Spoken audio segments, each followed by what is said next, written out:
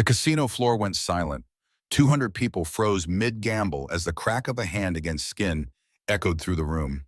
Grace Hoffman stood there, 7 months pregnant, blood trickling from her lip, while her millionaire husband raised his hand for another strike. But Derek Whitmore made one fatal mistake that night. He didn't know the pit boss watching from above wasn't just any casino employee. He was Grace's father, a decorated FBI agent who'd been investigating Derek for money laundering for 18 months. What happened next would expose secrets that went far deeper than anyone imagined. 4 years of hidden abuse, millions in dirty money, and a pregnant woman who'd finally had enough. This is the story of how one public slap in a crowded casino became the beginning of the end for a man who thought he was untouchable, and how a daughter he'd controlled for years found the courage to fight back, not just for herself, but for the child she was carrying. But Grace had no idea what she was about to uncover, or how many lives would be changed by her decision to finally speak the truth. This is her story, and if you've ever felt trapped, powerless, or afraid to leave, this one's for you. The crack of skin against skin cut through the casino floor like a gunshot. Every slot machine seemed to freeze mid-chime. Cards hung suspended above green felt tables. The roulette wheel stopped spinning. 200 people turned as one toward the sound. Grace Hoffman stood perfectly still, one hand flying to her cheek, the other cradling her 7-month pregnant belly. The emerald maternity dress her husband had chosen, too tight, always too tight, caught the overhead lights. Her lip was bleeding. She could taste copper and shame. "Look what you made me do," Derek Whitmore hissed, his face still twisted with rage. His voice dropped low, that dangerous quiet she knew too well. "If you had just kept your mouth shut, if you had just let me play. But no, you had to embarrass me." The baby kicked, hard, like she was trying to tell Grace something, like she knew. Grace's internal voice was surprisingly calm. "The baby kicked right before his hand connected with my face. That's what I'll remember most. Not the pain, not the shock, just her. Trying to warn me, trying to tell me to run." But Grace couldn't run. Her feet were rooted to the casino floor, heels sinking into plush carpet. Around them, the frozen moment began to thaw. Whispers started. Phones came out. Someone gasped. From the pit boss platform 15 feet away, Tom Hoffman watched his daughter's face crumple, watched her hand shake as she touched the blood on her lip, watched Derek Whitmore, his son-in-law, the man he'd been investigating for 18 months, raise his hand again. Tom moved. "Security." His voice cut through the casino with decades of Marine Corps authority. "Detain that man, now!" 4 security guards appeared as if materialized from thin air. Marcus Webb, head of casino security, was already moving down from his station. Radio in hand, Derek spun, seeing the pit boss for the first time. Recognition flashed across his face, followed by something uglier. "Tom, what are you? You can't. I'm a platinum member here. This is a private matter between me and my wife. You just assaulted a pregnant woman." Tom descended from the platform, each step measured and deliberate. "In my casino, on camera, in front of 200 witnesses. There's nothing private about it." Grace touched her wedding ring with trembling fingers. 3 twists, clockwise, counterclockwise, clockwise. The same nervous habit from her wedding day 4 years ago. Her mother had noticed it then, standing in the church vestibule. "You sure about this, baby?" Claire had asked softly. Grace had laughed it off. "Just wedding jitters, Mom." Not jitters, instinct, warning signs her body recognized before her mind would. Derek's face flushed deeper red. "She stumbled. She's clumsy. Everyone knows pregnant women get dizzy. Tell them, Grace. Tell them it was an accident." The baby kicked again, harder this time, insistent. Grace looked at her father. Tom's jaw was locked tight, but his eyes held a question. "A choice. What do you want me to do, Gracie? I'll follow your lead. Just tell me." The words came out before Grace could stop them. Clear, final. "It wasn't an accident." The casino erupted. Derek lunged toward her. "You stupid—" He didn't finish the sentence. Tom moved with the speed of a man 30 years younger, decades of training overriding the instinct to simply beat Derek unconscious. Derek hit the floor face first, Tom's knee in his back, arms wrenched behind him. Federal Bureau of Investigation. Tom's voice was ice wrapped in steel. Derek Whitmore, you're under arrest for assault and battery. You have the right to remain silent. FBI? Derek's voice cracked. You're not FBI. You're a pit boss. You work for the casino. Grace, tell him. Tell him he's crazy. Actually, Marcus Webb appeared beside Tom, credentials out. Special Agent Hoffman has been working undercover here for 6 months, and you just assaulted his daughter in front of 47 cameras. Congratulations. You're the dumbest criminal I've met all year. Grace swayed. The floor tilted. Strong hands caught her. Casino staff. EMTs already on scene. Someone pressing ice wrapped in a bar towel to her face. Ma'am, we need to get you checked out. The baby's fine, Grace heard herself saying. Her voice sounded strange, distant, like she was speaking from underwater. She's kicking. She's angry. She knows. Ma'am, you're in shock. Come sit down. As Derek was dragged away, still shouting, still threatening, still certain this would all blow over because men like him always walked away, Grace let herself be guided to the casino's first aid station. Through the floor-to-ceiling windows, she could see Derek being loaded into a police car. Red and blue lights painted the parking lot in alternating shame. The ice pack pressed against her face smelled like cigarettes and spilled drinks. Grace closed her eyes and saw the security footage playing on loop in her mind. Not of tonight, of every night, every moment she'd explained away. The bruised wrist she'd blamed on the car door. The thrown vase she'd claimed she'd knocked over. The hole punched in their bedroom wall that she'd told the contractor was from moving furniture. The silence she'd wrapped around herself like armor until it became a language. The language of survival, the language of fear. Tom's pit boss uniform still smelled like cigarette smoke in her childhood. Grace was 8 years old the first time her father went undercover. She'd learned early, Daddy has secrets, Daddy protects people, Daddy always knows. But Daddy hadn't known this. An EMT checked her blood pressure, frowned, checked it again. Ma'am, I'm recommending we transport you to the hospital. Your pressure is elevated. With your pregnancy, we need to be cautious. No hospital. Grace opened her eyes. I'm going to my parents' house. My mom's a nurse. She'll monitor me. Ma'am, I said no hospital. Grace stood, ice pack falling from her numb fingers. I've been going to hospitals with mysterious bruises for 4 years. Every time, I lied. Every time I said I was clumsy, I fell, I bumped into things. I'm done lying in hospitals. The EMT exchanged glances with Marcus. At least let us do an ultrasound here. Make sure the baby's okay. Grace placed both hands on her belly. The baby kicked again. Strong, alive, fighting. She's okay.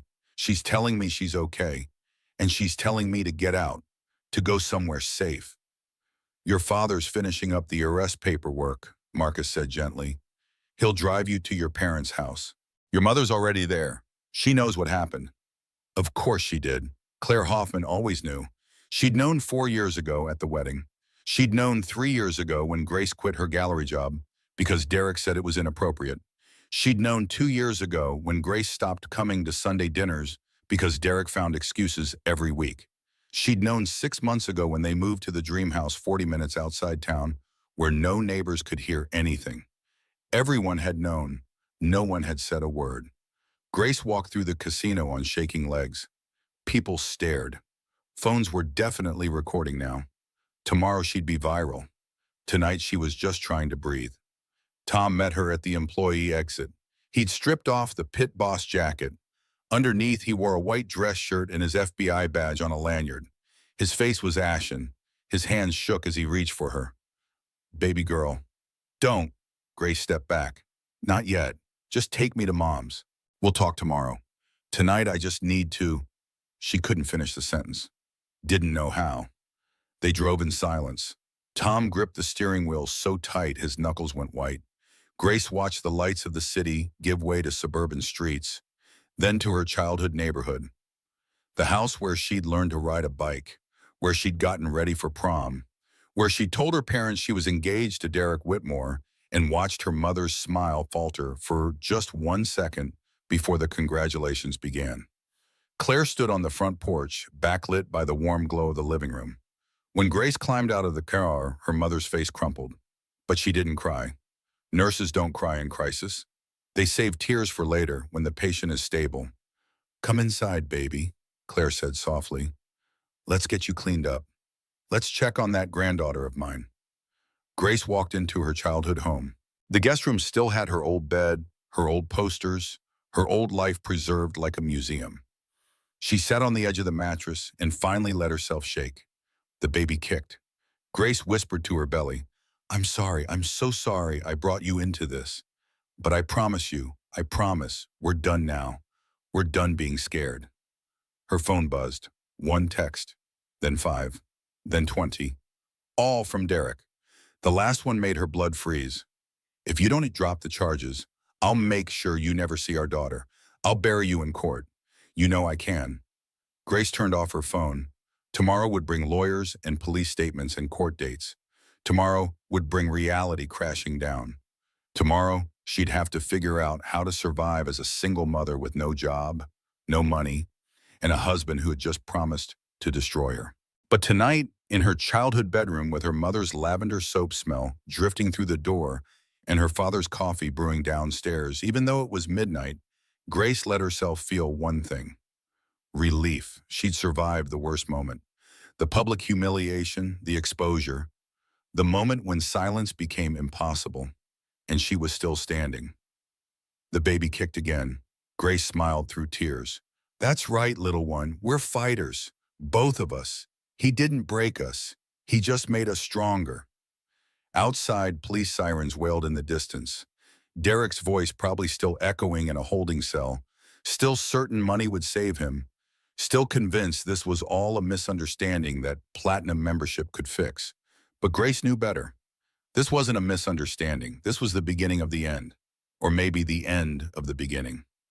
Grace woke to sunlight streaming through her old bedroom window and her mother's voice calling softly from the hallway. "Baby, there's a detective here. Are you up for talking? I can send her away if you need more time." Grace sat up slowly. Her face ached. Her ribs ached. Her heart ached. The baby moved lazily, morning stretches against Grace's bladder. She checked her phone. 37 missed calls. 62 text messages. All from blocked or unknown numbers. She turned the phone off again. "Give me 5 minutes to get dressed," Grace called back. The detective was younger than Grace expected, mid-40s, sharp eyes, gentle hands. She introduced herself as Detective Linda Morrison, Domestic Violence Unit. She sat in the living room with a recorder between them and a box of tissues on the coffee table. "Mrs. Whitmore, I need to ask you some questions about last night. Take your time. If you need breaks, just say so." "It's Grace," Grace said. Grace Hoffman. I'm filing to return to my maiden name." Detective Morrison made a note. "Grace Wilfrieden. Can you tell me what happened at the casino?" Grace recounted it. The argument because she'd suggested leaving. Derek down $40,000. His rage building. The slap, her father's intervention. "And this is the first time your husband has been physical with you?" Detective Morrison's tone was neutral, non-judgmental. But Grace heard the real question underneath. Grace opened her mouth to say yes. The lie formed on her tongue, familiar as breathing. 4 years of lies. 4 years of excuses. 4 years of protecting the man who hurt her. The lie died in her throat. "No," Grace whispered. "It's not the first time." The room went very quiet. Claire's hand found Grace's and squeezed. Detective Morrison leaned forward slightly. "Can you tell me about the other times?"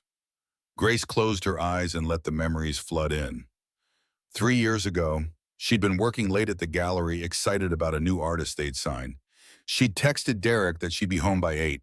He texted back, "Make it 7. We have plans." She'd lost track of time, arrived home at 7:45 to find him pacing the kitchen, face dark with rage. "You're embarrassing me," he'd said, voice low and dangerous. "Working for that pretentious ass, flirting with artists, making me look like I can't provide for my own wife." She'd started to explain. No flirting, just work, just passion for her career. And he grabbed her wrist, squeezed until she gasped, twisted until she went to her knees. Don't you ever keep me waiting again. Do you understand? The bruises looked like fingerprints. She'd worn long sleeves for 2 weeks, told her mother she'd grabbed a hot pan without thinking. 2 years ago, her college friend Michael had texted her a funny meme. She'd laughed.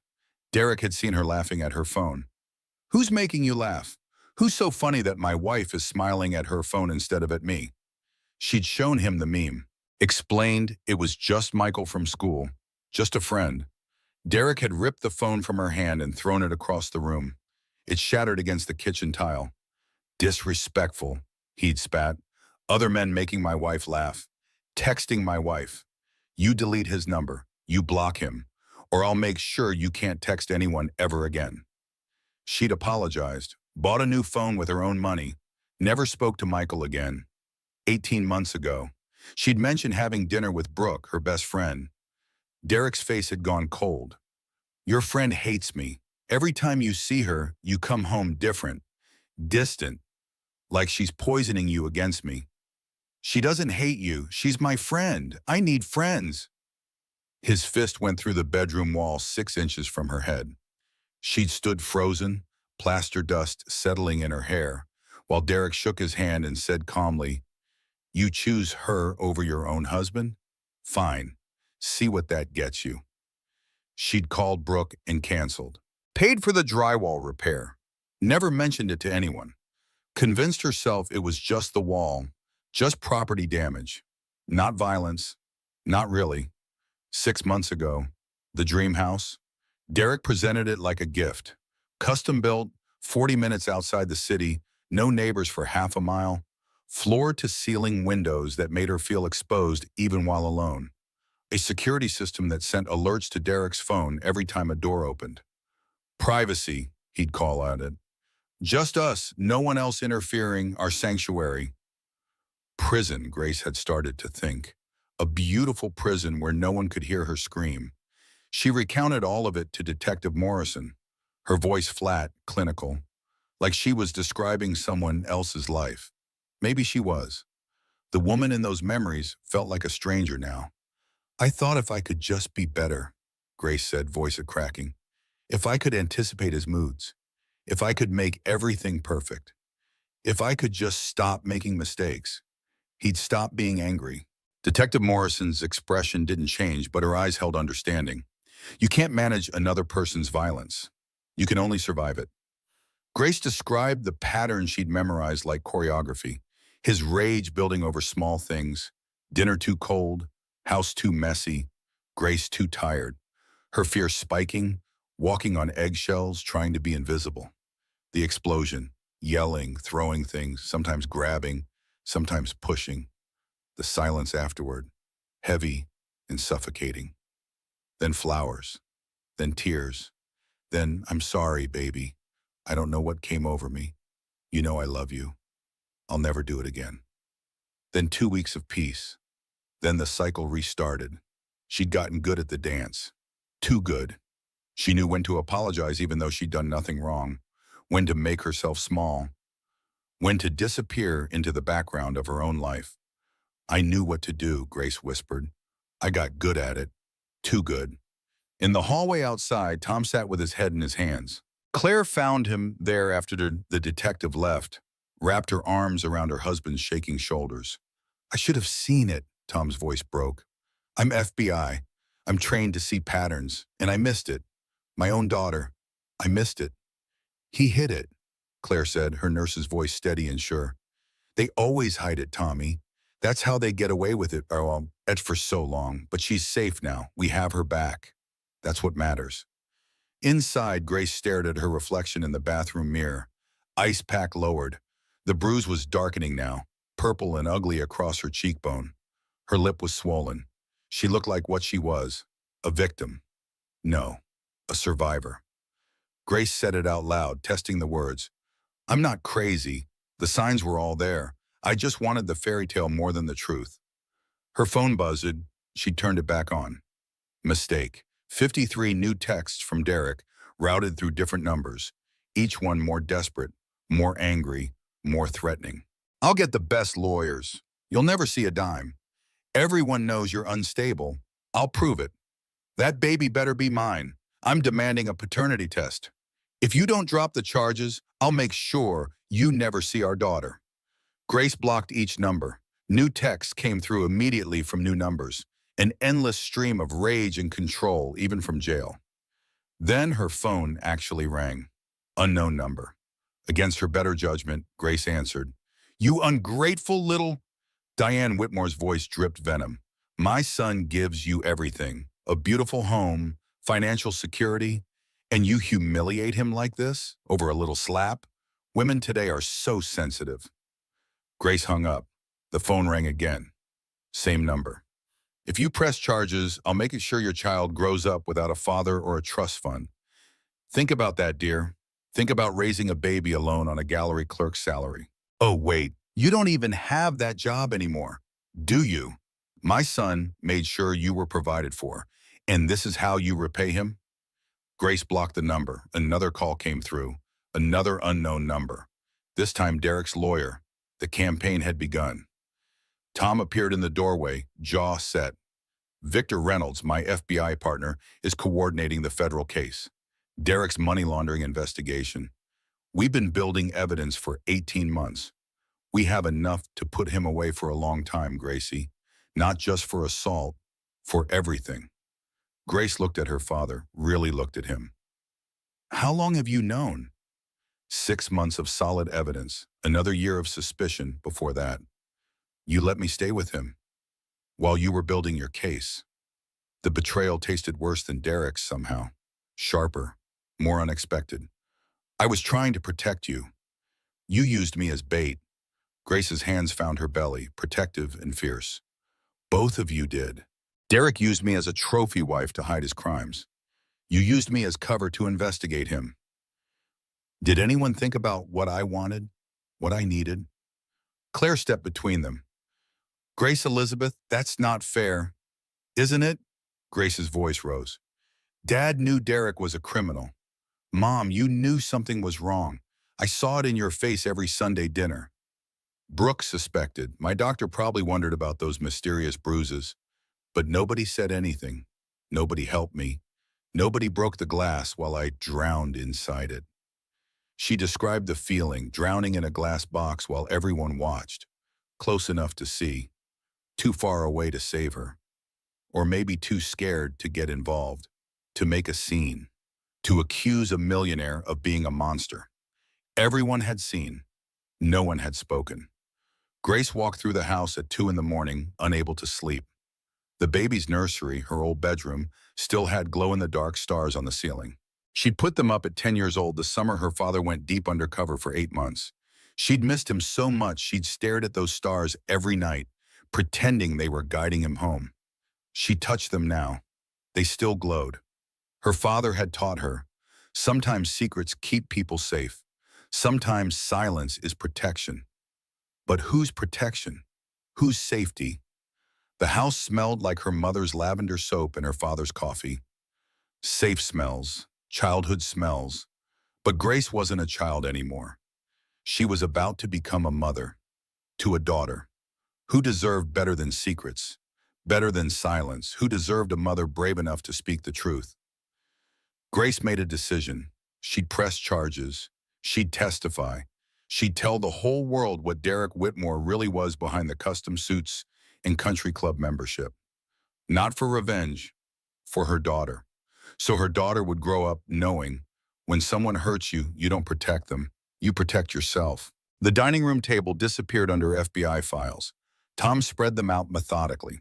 Surveillance photos, bank records, shell company documents, witness statements. Grace sat across from him, hands wrapped around tea her mother made that neither of them would drink. "Derek Whitmore," Tom began, his voice shifting into agent mode, "is the primary target in a multi-agency investigation into real estate development and fraud and money laundering. His company, Whitmore Properties, has been creating shell corporations to funnel money from offshore accounts. We estimate he's laundered over $15 million in the past 3 years." Grace stared at a surveillance photo of Derek meeting a man she didn't recognize in a parking garage. "When was this taken?" 4 months ago. That's Victor Chen. Sorry, Victor Reynolds." Tom caught himself on the name. Old habits. My partner, he's been helping coordinate the Financial Crimes Unit investigation. 4 months ago, Grace repeated slowly. That was when Derek insisted we move to the new house. He said it was a surprise, a gift, our dream home. Tom pulled out another document. The house is part of it, purchased through one of his shell companies, listed at twice its actual value.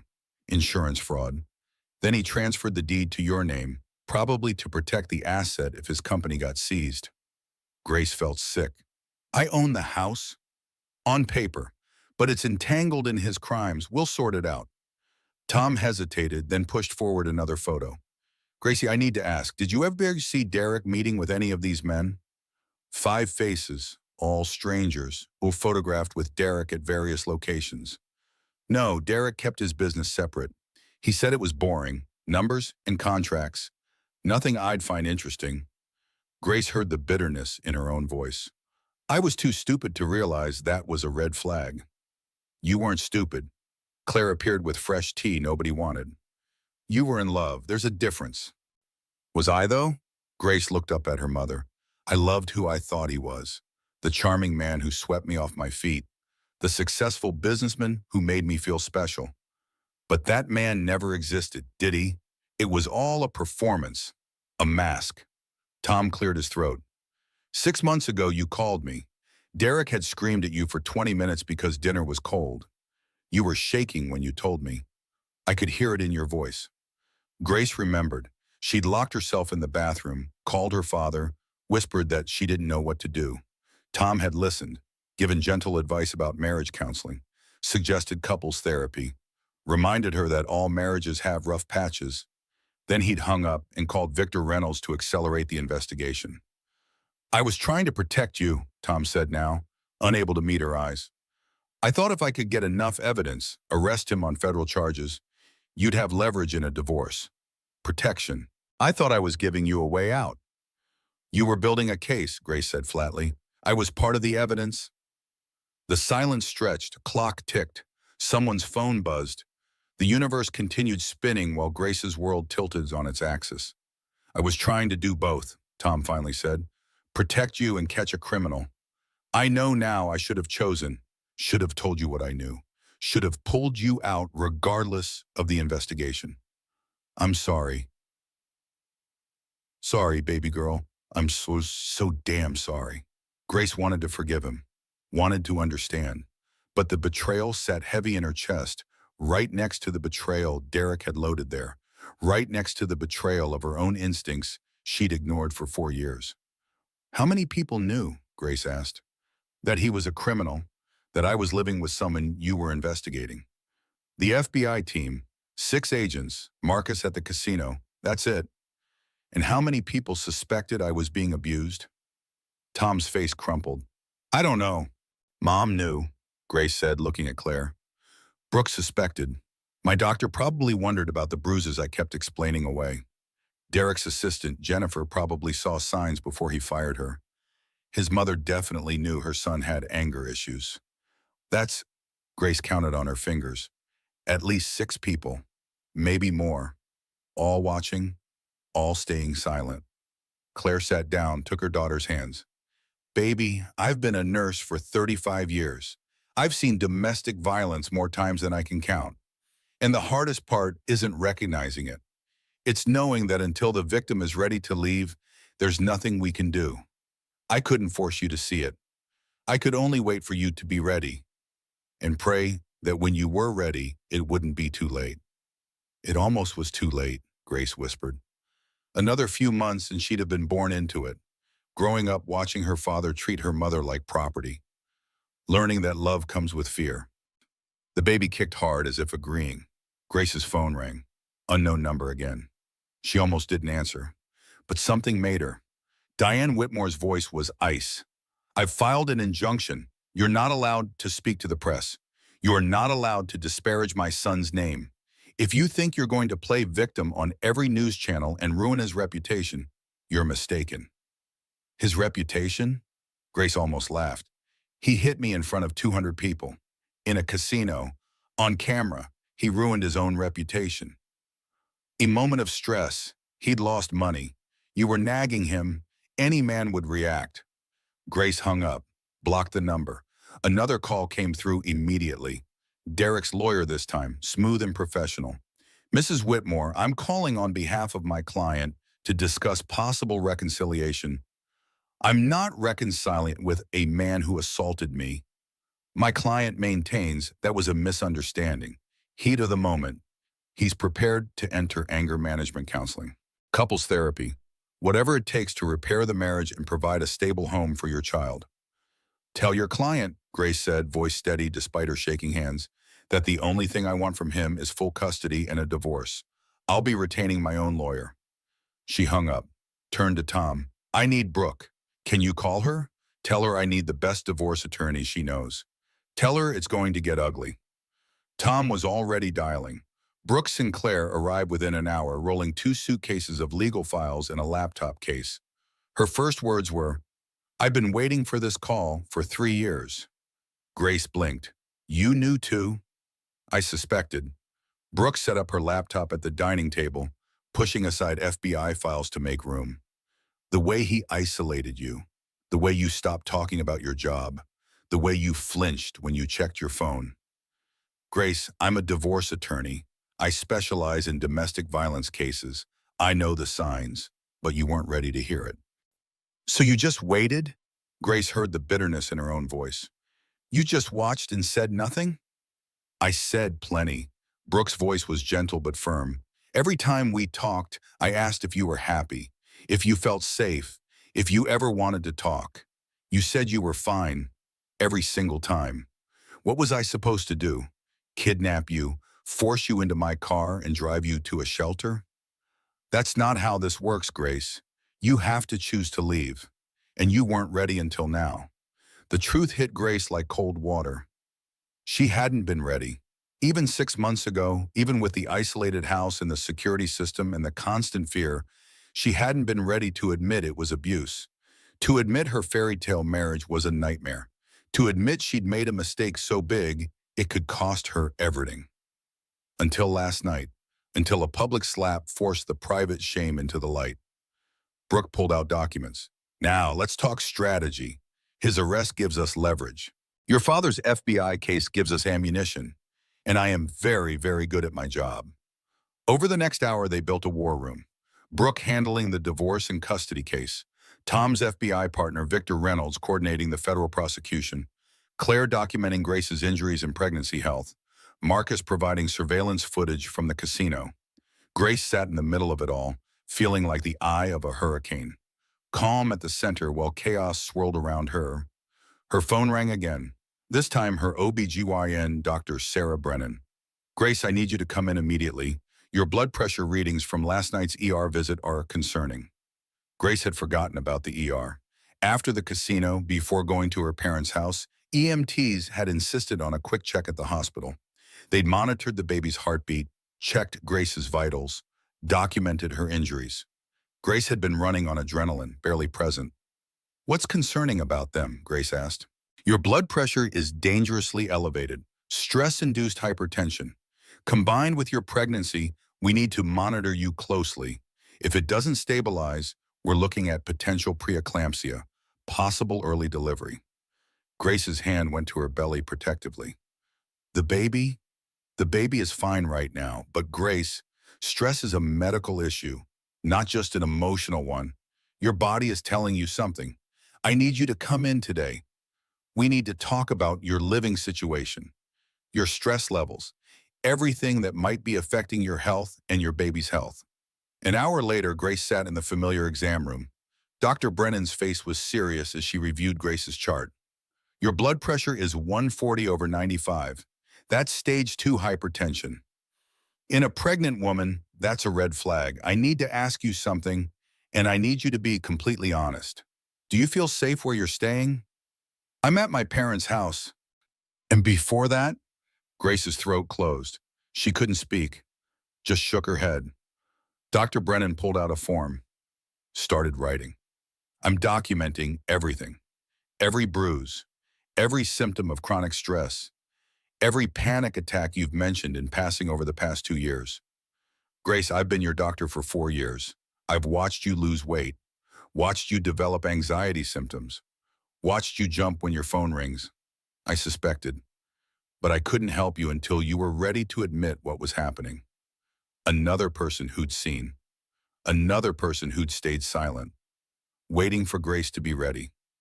Grace wanted to be angry, wanted to rage at all of them for not saving her. But she understood now they couldn't save her. She had to save herself. They could only provide the tools once she decided to use them. This will matter in court, Dr. Brennan said gently. Your medical records prove the abuse was affecting your health and your baby's health. It's evidence that you feared for your safety long before last night. Physical evidence that corroborates your testimony. The ultrasound machine hummed. On the screen, Grace's daughter sucked her thumb, hiccuped, stretched, unaware of the war being waged around her, innocent and perfect and worth fighting for. I won't let him hurt you, Grace whispered to the screen. I promise, whatever it takes, he'll never touch you. The baby seemed to hear, kicked once, strong and insistent, a fighter just like her mother was learning to be. Grace left the doctor's office with a prescription for blood pressure medication and strict orders to minimize stress. She almost laughed. Minimize stress. While filing for divorce, pressing assault charges, navigating an FBI investigation, and preparing for a custody battle. Sure, no problem. When she returned to her parents' house, police cars lined the street. Tom met her at the door, face grim. Derek made bail, and he violated the restraining order. He's at the house right now, your house, loading your belongings into a truck. Grace's hands clenched.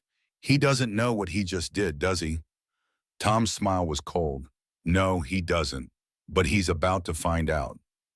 The 40-minute drive to the house felt like descending into Grace's own past. Every mile marker was a memory, every turn a reminder of how isolated she'd become. The city lights faded, suburban neighborhoods gave way to rural roads, trees closed in on both sides. Marcus Webb drove. Tom sat rigid in the passenger seat, FBI badge visible on his belt. Victor Reynolds followed in an unmarked car, 2 more agents with him. Grace had insisted on coming. It's my life, my things, I'm not hiding. Brooks sat in the back seat beside Grace, laptop open, already typing notes. You don't have to do this. We can get a police escort later. Retrieve your belongings through official channels. No. Grace's voice was steel. I need to see it. The house. Him. I need to look at the prison and know I'm free. She described the drive-by technique she'd developed over the past 6 months. Every time she returned home from her parents' Sunday dinners or trips to the grocery store, she'd sit in the driveway with the engine running. 3 deep breaths. Check phone for warning sign texts. If Derek was in a bad mood, his texts had a certain tone. Prepare her face. Neutral, pleasant, careful. Never smiled too much, or he'd ask what was funny. Never looked fun, or he'd ask what was wrong. Just careful neutrality. Like a soldier checking equipment before entering a war zone, Grace. Grace said softly. Home shouldn't feel like that. The house loomed ahead, modern architecture, floor-to-ceiling windows that Grace had once thought beautiful. Now she saw the design truth. Nowhere to hide. Every room visible from outside. Every movement trackable. Combined with a security system that alerted Derek's phone whenever a door opened, it was a panopticon, a prison disguised as a dream home. Derek's Mercedes sat in the circular driveway. A moving truck idled beside it. As they pulled up, Derek emerged from the house carrying a box of Grace's things. He froze when he saw the cars. Grace, baby, thank God. He set down the box, came toward them with open arms. This is all a misunderstanding. We need to talk. Work this out. For the baby. Marcus exited first, security credentials visible. Mr. Whitmore, step back. You're in violation of a restraining order. You're not supposed to be within 100 feet of Ms. Hoffman. This is my house, my property. Derek's face flushed, anger rising. She can't just kick me out of my own house. Actually, Brooks stepped forward, documents in hand. California is a community property state.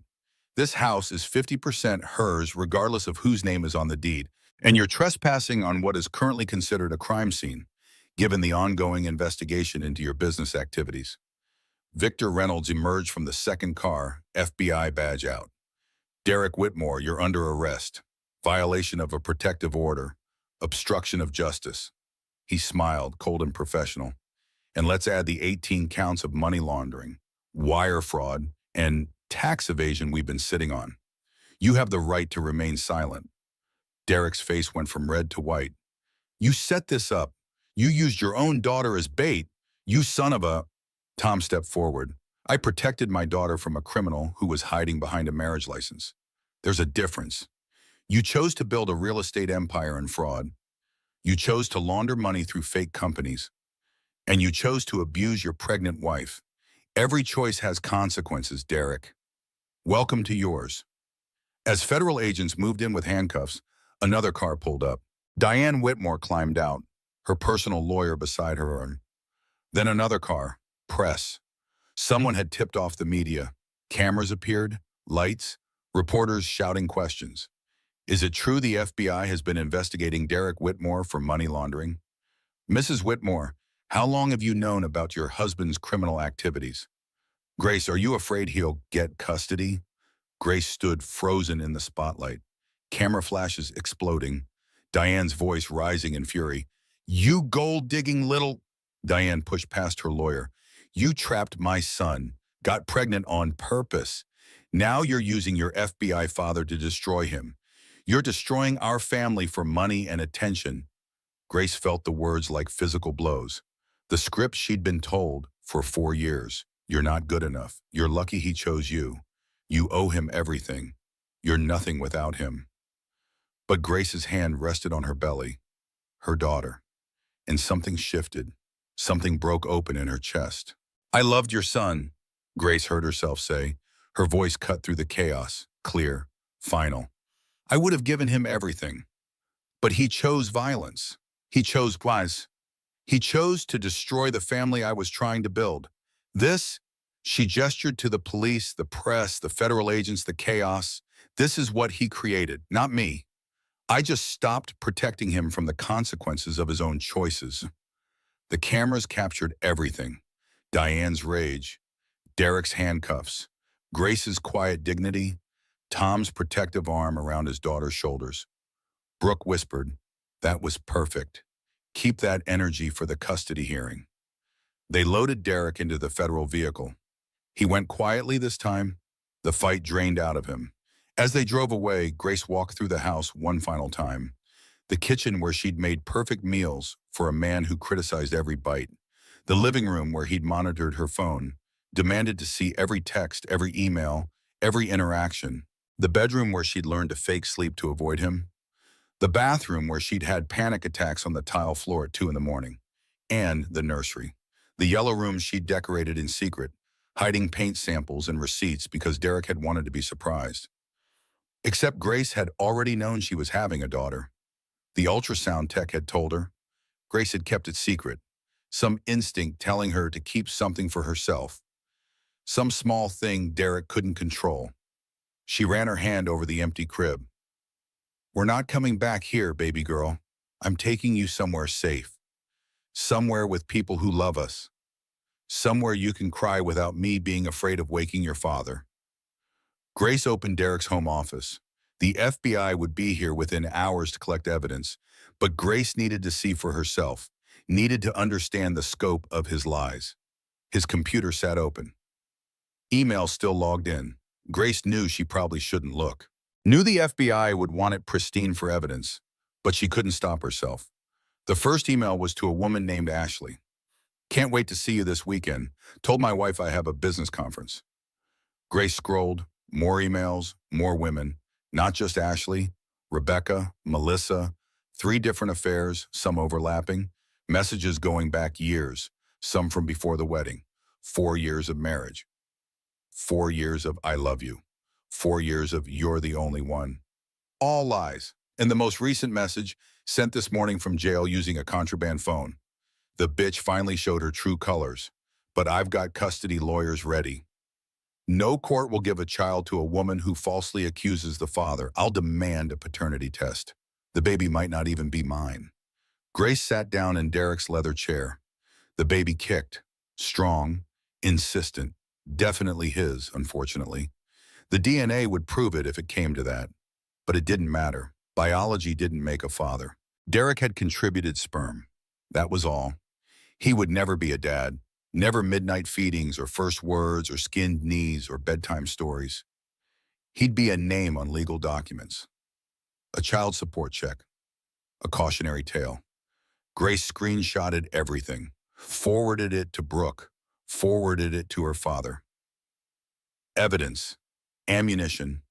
Proof of pattern. Then she stood up and walked out of Derek Whitmore's house for the last time. 3 in the morning. Grace lay in her childhood bed, staring at glow-in-the-dark stars and listening to the baby move. Constant movement. The doctor said babies could sense maternal stress. Her daughter was stressed because Grace was stressed. A cycle. Her phone buzzed on the nightstand. Grace had made the mistake of turning it back on. 57 new text messages from blocked numbers. You'll regret this. I'll take her from you the day she's born. I know where your parents live. You think you're safe? You're not safe. I'll make you wish you'd never been born. Grace blocked each number. New messages came through immediately from different numbers. Derek reaching out from jail using God knows what contraband phones, or his mother conducting the harassment campaign, or his lawyer trying to intimidate her into dropping charges. The message was clear. This isn't over. This will never be over. You'll never be free. Grace's chest tightened. Her breath came short. Panic attacks starting. She'd gotten so good at having them silently, sitting on the bathroom floor, counting tiles, breathing in fours, telling herself, just make it through today. Just get through this hour. Just survive the next 10 minutes. She'd become an expert at survival, but surviving wasn't living.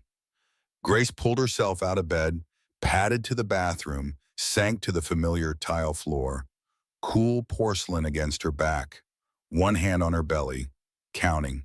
1, 2, 3, 4.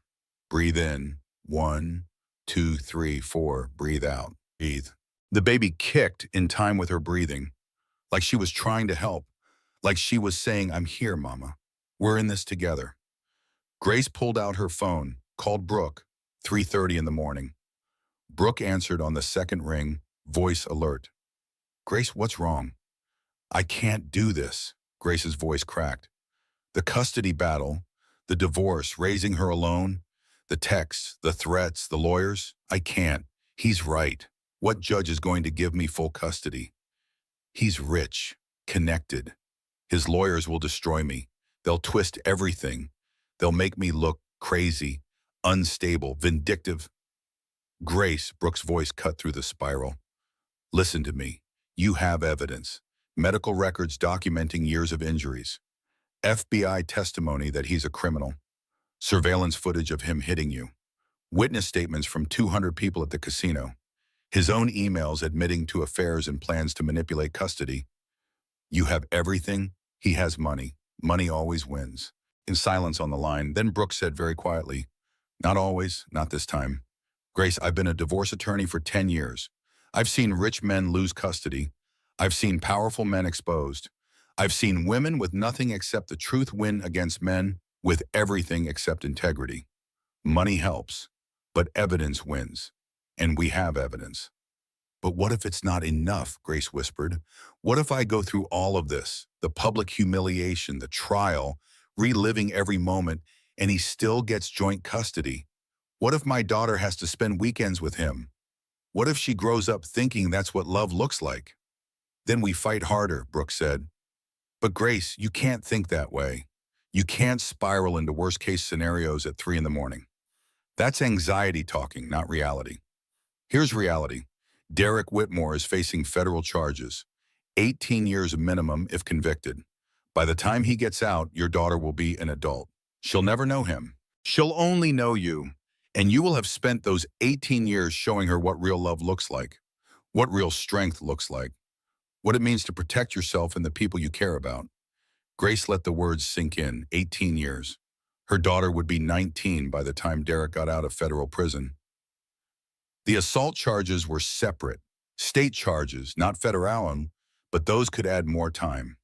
Her daughter might never remember her father as anything except photographs and stories, might never have to experience his rage firsthand, might grow up safe. I'm scared, Grace admitted. I know, that's normal. You spent 4 years being controlled. Your nervous system is still expecting attack. Give yourself time to adjust. Fear doesn't mean you made the wrong choice. Fear means you're human. Grace thanked Brooke and hung up. Sat on the bathroom floor for a while longer, just breathing. The panic attack ebbing, leaving behind exhaustion and determination in equal measure. She walked through her parents' house touching familiar things, her mother's teacup collection displayed in the china cabinet, each one a souvenir from a different vacation, a different moment of joy. Her father's Marine Corps medals in a shadow box by the TV, reminders that he'd faced fear and survived. Family photos covering the walls, Grace at 5 on her first bicycle, gap-toothed and grinning. At 12 with braces and an awkward phase. At 18 in her graduation cap. At 23 at her gallery's opening exhibit, eyes bright with dreams. That woman felt like a stranger, the one who thought the world was full of possibility, who believed in fairy tales, who trusted too easily. But maybe she wasn't entirely gone. Maybe she was just buried, waiting to resurface. Grace stopped at her wedding photo, professional portrait, expensive photographer. Grace in a designer dress, Derek in a custom tuxedo, both smiling, both perfect, both lying. She took the photo down, opened the frame, slid the picture out, ripped it once, twice, 3 times, threw the pieces in the trash. The empty frame she kept, she'd put a picture of her daughter there, proof that something good came from something terrible. Claire found her in the hallway at 4 in the morning. Didn't speak, just wrapped a blanket around Grace's shoulders and guided her to the couch. Made chamomile tea that neither of them would drink. Sat beside her daughter in the quiet darkness. I failed her, Grace whispered. My daughter. She's not even born yet, and I've already failed her. I brought her into a mess. I stayed too long. I ignored the signs. No, Claire's voice was firm. You got her out. You chose her safety over your comfort. You left when you were ready, when you could, when you had the strength. That's not failure. That's heroism. I should have left sooner. Stop. Claire took Grace's hands. Baby, listen to me. I've been a nurse for 35 years. I've seen women stay in worse for longer. I've seen women who never leave. I've seen women die because they couldn't find a way out. You got out. You're alive. You're fighting back. You're protecting your child. That's everything. Stop punishing yourself for not being perfect. Start celebrating that you survived. Grace wanted to believe it, wanted to stop the endless cycle of what if I had and I should have, and why didn't I? But the guilt sat heavy. 4 years, 48 months, approximately 1,460 days of choosing to stay. Except she hadn't really chosen, had she? She'd been manipulated, isolated, gaslit, controlled. Choice requires freedom. Grace hadn't been free. She'd been trapped in a cage so beautiful she hadn't recognized the bars. Tom knocked on the door, gentle, hesitant. Gracie, you need to see this. The morning news played on TV. Derek's arrest was the lead story. Millionaire real estate developer arrested in casino assault. FBI says bigger charges. Coming. Grace watched her own face on screen. The casino surveillance footage, crystal clear. Derek's hand connecting with her face. Her collapse. Tom's intervention. Derek's arrest. Then footage from yesterday. Derek being arrested at the house. Screaming at cameras. My wife is mentally unstable. She's using her FBI father to destroy me. This is a conspiracy to ruin my reputation. I've never hurt her. This is all fabricated. The news anchor cut to an interview with a domestic violence expert, a woman Grace didn't know, speaking with authority. What we're seeing here is textbook abuser behavior. Blame the victim, claim conspiracy. Darvo, deny, attack, reverse victim and offender. Use wealth and connections to avoid consequences. Mr. Whitmore's statements are a perfect example of how abusers try to manipulate public perception. Grace's phone exploded. Messages from college friends she hadn't spoken to in years, former coworkers from the gallery, old neighbors from before the move, all saying some version of the same thing. I saw the news. I had no idea. I'm so sorry. What can I do? People she'd lost touch with because Derek had isolated her. People who'd watched her disappear into marriage. People who'd probably wondered what happened to Grace Hoffman, but never reached out because, well, you don't interfere in someone's marriage, do you? But they were reaching out now, offering support now that it was public, now that it was real, now that they couldn't pretend not to see. Better late than never, Grace supposed. Though she couldn't help the bitter thought. Where were you 2 years ago? 3 years ago? When I was drowning and you could have thrown me a rope? But she understood. She did. No one wants to believe their friend's perfect husband is a monster. No one wants to make accusations without proof. No one wants to be wrong. It was easier to believe the fairy tale. Easier to accept Grace's excuses. Easier to trust that if something was really wrong, she'd ask for help. Except abuse didn't work like that. Abusers made sure victims couldn't ask for help, couldn't admit what was happening, couldn't even recognize it themselves until it was almost too late. Grace was one of the lucky ones. She got out. She was alive. Her daughter was safe. Some women weren't that lucky. Grace turned off the TV, turned off her phone, sat in silence with her parents on either side of her and her daughter kicking in her belly, and tried to feel something other than exhausted. Tomorrow there would be lawyers and court dates and custody hearings. Tomorrow the real battle would begin. But today she just needed to breathe, to rest, to survive one more day. Tomorrow she could fight. Today she could simply exist. And that was enough. The courthouse steps were packed. Grace hadn't anticipated this. Somehow she'd imagined slipping in quietly through a side entrance. Private hearing, closed courtroom. Just her and Derek and the lawyers and the judge. Instead, press everywhere. Cameras, microphones, reporters shouting questions. A crowd of people holding signs. Some supporting her. We believe Grace. Abuse is not love. Protect mothers. Others supporting Derek. Innocent until proven guilty. False accusations destroy lives. Grace sat in Brooke's car, hands trembling. I can't do this. Yes, you can. Brooke's voice was steady.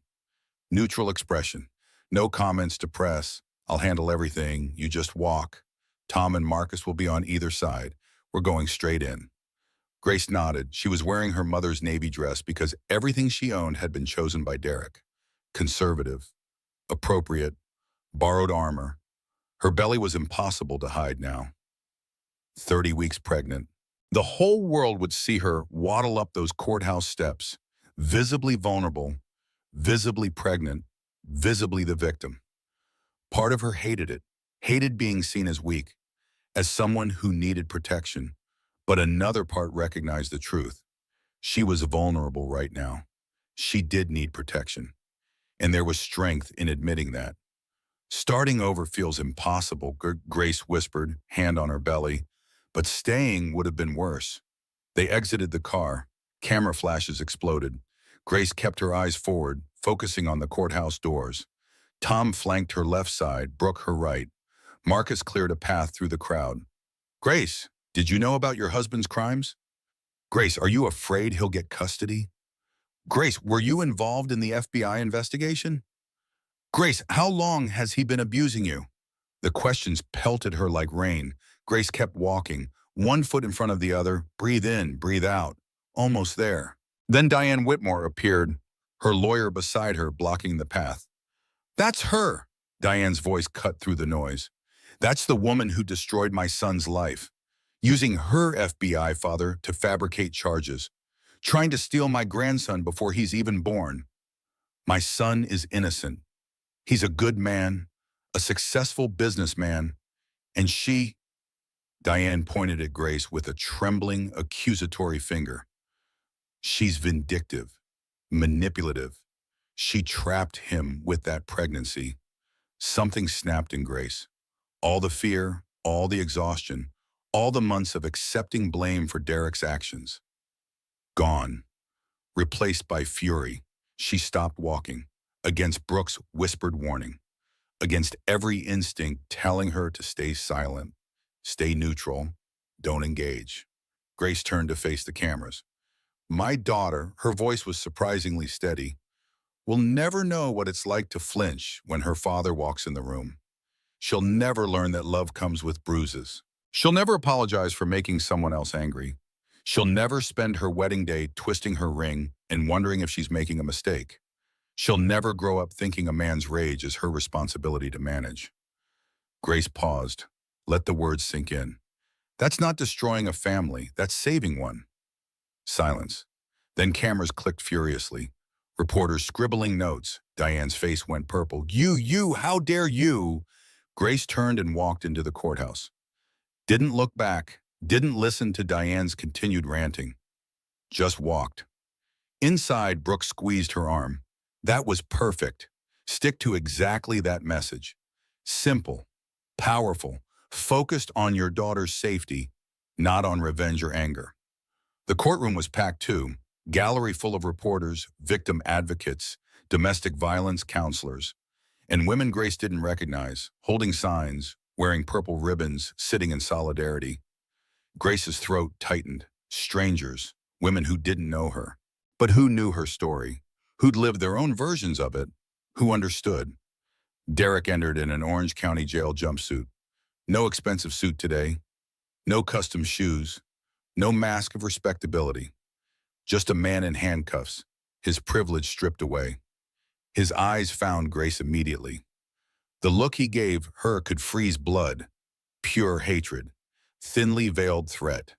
The look that said, you'll pay for this, I'll destroy you. You're mine, and if I can't have you, I'll make sure no one can. Grace didn't look away, didn't flinch, held his gaze until he was the one who broke eye contact.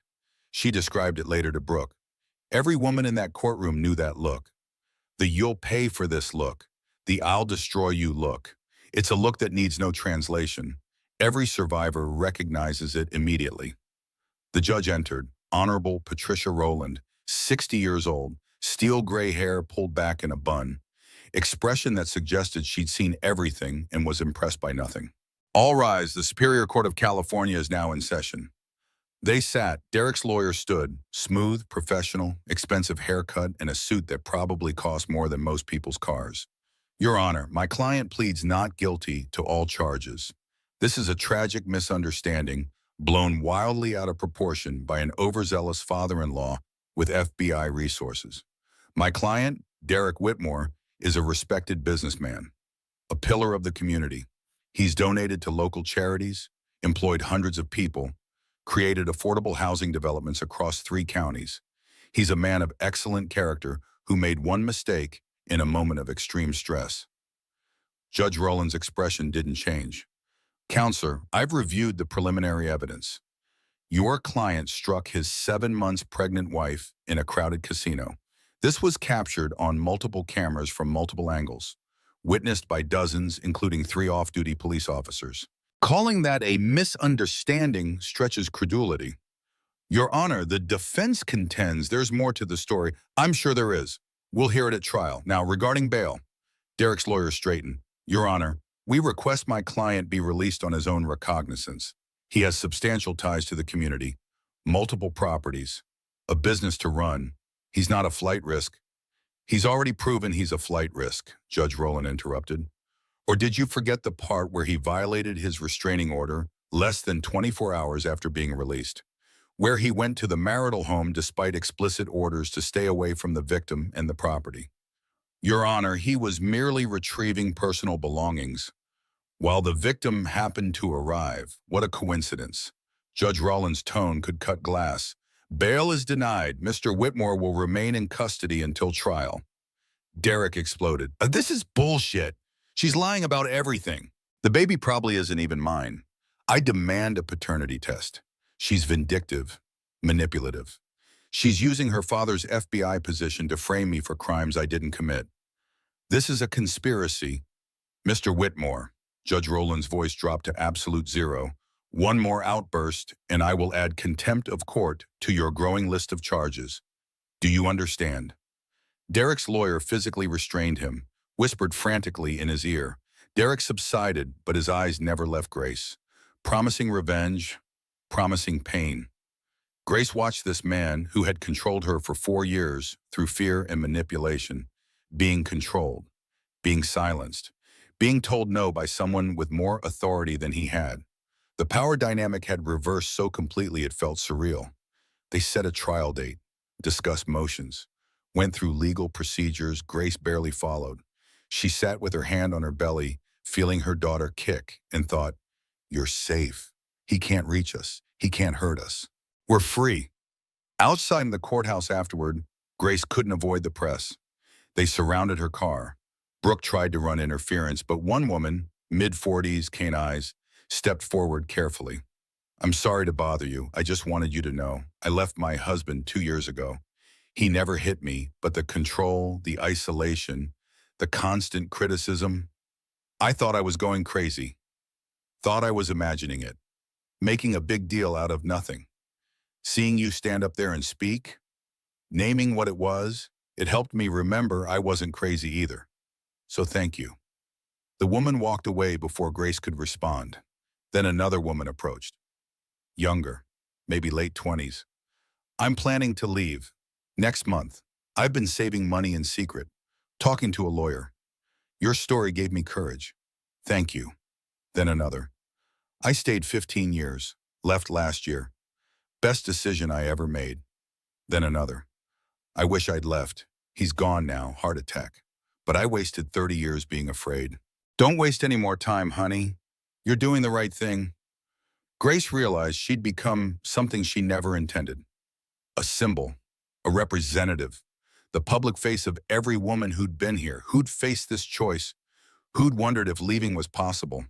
The weight of it crushed and elevated simultaneously. All these women, all these stories, all connected by the same thread of surviving someone who was supposed to love them. Brooke guided Grace to the car. They drove in silence for a while. Then Brooke said quietly, "Grace, we have a problem. A big one." Grace's stomach sank. What now? Diane Whitmore filed an emergency petition with family court. She wants temporary custody of your baby, her grandchild, upon birth.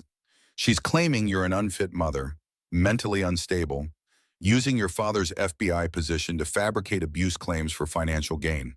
She wants the baby placed with her immediately after delivery until the custody case resolves. Grace's hands tightened on her belly. She can't, can she? She can file. It's a frivolous petition. We'll win, but Grace, it means the custody battle starts before your daughter is even born. We need to prepare for a fight.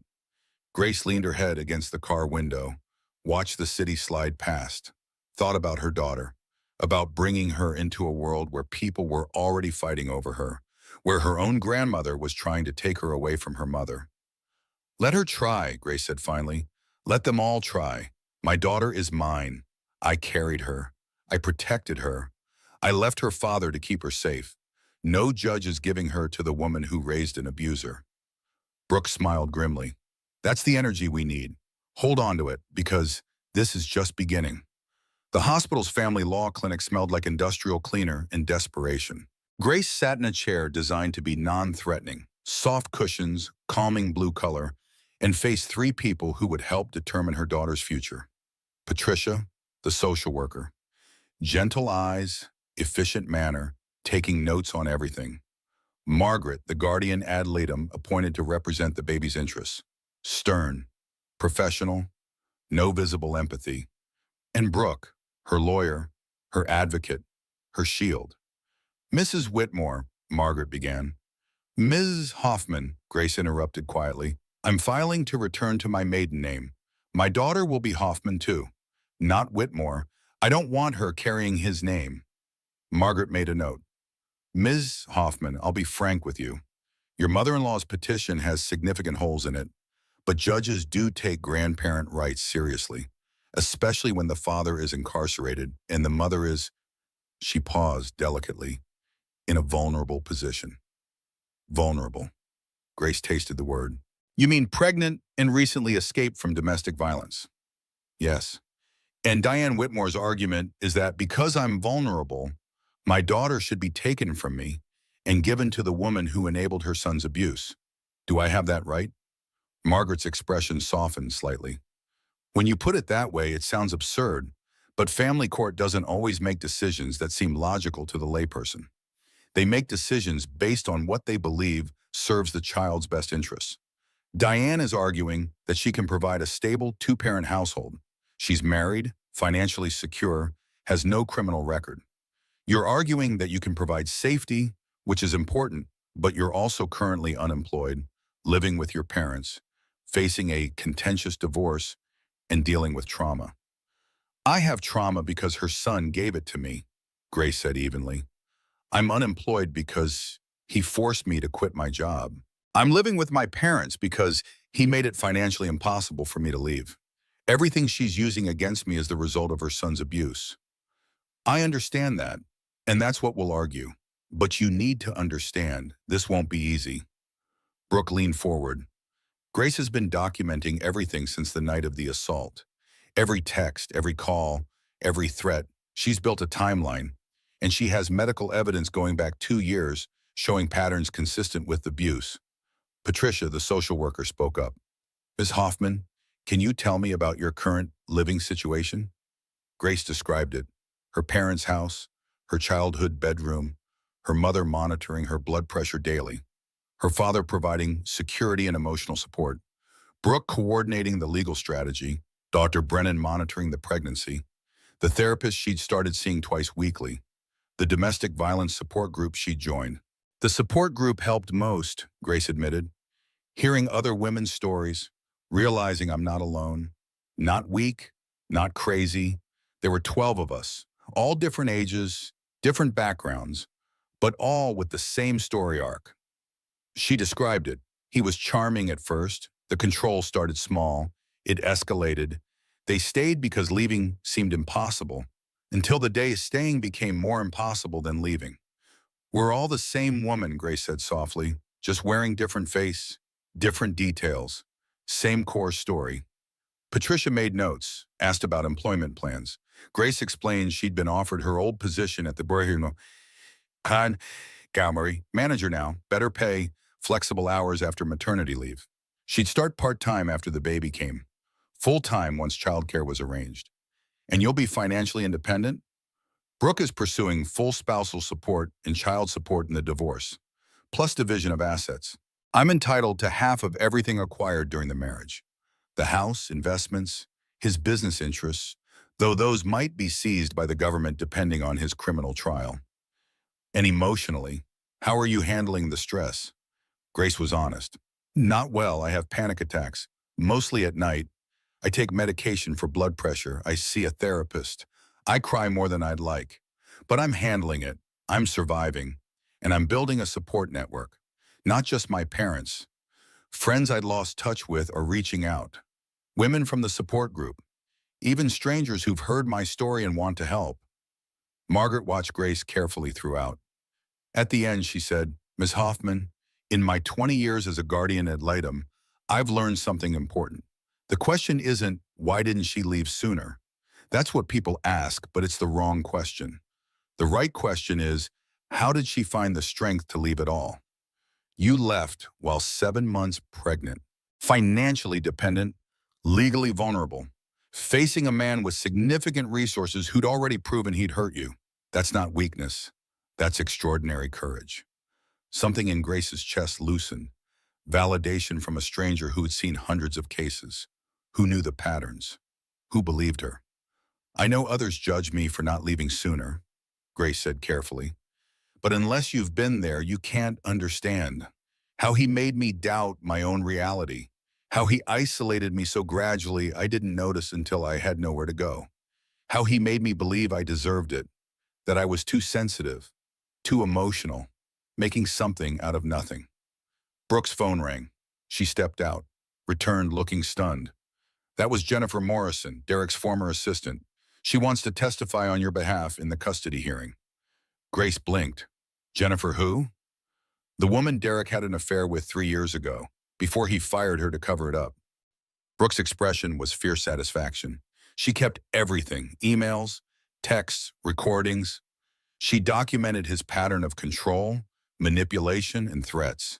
She's willing to provide it all to establish his character. Grace's mind reeled. Derek's victim, his former mistress, becoming Grace's ally. Jennifer arrived at the clinic an hour later. 35 years old, professional blazer and careful makeup. She looked at Grace with an expression mixing pity and recognition. "I'm sorry," Jennifer said immediately, "for not warning you. When Derek started dating you, I thought about reaching out, about telling you what he was really like. But I was scared. He'd threatened my career, my reputation. He has powerful friends. I got a new job, moved on, tried to pretend it never happened. But you're here now," Grace said. "I saw the news, saw you standing on those courthouse steps, pregnant and brave and saying your daughter won't grow up afraid. And I thought, I can't let him do to her what he did to me, what he did to you. I can't stay quiet anymore. Not with a child involved." Jennifer's story unfolded like a horror film mirror of Grace's, the charm offensive, Derek sweeping her off her feet, the gradual isolation. She stopped going out with friends because he wanted to spend every evening together. The explosive anger over small things, the control. He tracked her phone, showed up at her apartment unannounced, insisted on knowing where she was every moment. "He never hit me," Jennifer said, "but he scared me. One night I said I needed space. He put his fist through my apartment wall, told me if I ever broke up with him, he'd make sure I never worked in real estate again. He knew everyone, had connections everywhere. One word from him and I'd be blacklisted." "So what did you do?" Grace asked. "I documented everything, started secretly recording our conversations, saving his texts and emails. I told myself it was insurance, in case he tried to ruin me. Then one day he just ended it, said he'd met someone new, someone better, said I was getting too clingy anyway." Grace closed her eyes. "That someone was me." "Yes, I'm sorry." "Don't be. You tried to survive him, so did I. We both did what we had to do." Jennifer provided everything to Brooke. 3 years of documentation. Proof that Derek's pattern with Grace wasn't isolated, that he had a history of controlling behavior. Threats, manipulation. It was damning evidence. Beautiful, perfect, damning evidence. After Jennifer left, Grace sat alone in the clinic's meditation room. Candles flickering, soft instrumental music playing, lavender scent in the air. She placed both hands on her belly. "You're gathering an army, little one," Grace whispered. "People I never expected. People who understand what it's like to survive someone dangerous. We're going to protect you, all of us together. You're going to grow up knowing you're loved. You're safe, and you never have to earn that safety by being perfect." The baby kicked in response. Strong, insistent, fighter, just like her mother. Brooke knocked softly, entered, sat beside Grace. "Derek's criminal trial date is set. 3 weeks from now for the federal charges. The assault trial will be separate, probably a few months later. But Grace," she hesitated. "His lawyers made an offer. They want to deal." "What kind of deal?" "He'll plead guilty to lesser assault charges, agree to supervised visitation only after release from federal prison, sign over primary custody to you, 80-20 split, won't contest the divorce settlement. In exchange, you agree to seal all court records. No public testimony about the abuse, no media coverage. Everything stays private." Grace's hands clenched. "He wants to buy my silence. He wants to protect his reputation, or what's left of it, his business, his mother's social standing, his image. What do you recommend?" Brooke met her eyes. "I recommend you do what's best for you and your daughter, not what's best for other women who might need your testimony, not what's best for the FBI's case. They have enough evidence without you. What's best for your family." Grace closed her eyes. The easy path versus the right path, privacy versus visibility, peace versus justice. She thought about Jennifer, who'd stayed silent for 3 years, carrying that weight, about the women on the courthouse steps, about the woman in the support group who'd said, "I wish I'd been brave enough to testify. Maybe it would have stopped him from doing it again to his next wife." "I want," Grace's voice caught, "I want my daughter to know that when someone hurts you, you don't protect them to protect yourself. You speak up, even when it's hard, even when it's scary. You speak the truth." She opened her eyes, looked at Brooke. I'm not taking the deal. I'm testifying. Public trial. Public record. Let everyone see what Derek Whitmore really is. Brooke smiled, fierce and proud. Okay then, let's make sure we win. 4 weeks after the arrest, Grace walked through the farmer's market with her mother. Sunday morning. Bright sun, the baby had grown. 32 weeks now. Grace's belly was impossible to ignore. She waddled more than walked. Her back ached constantly, but she was free, and that made everything bearable.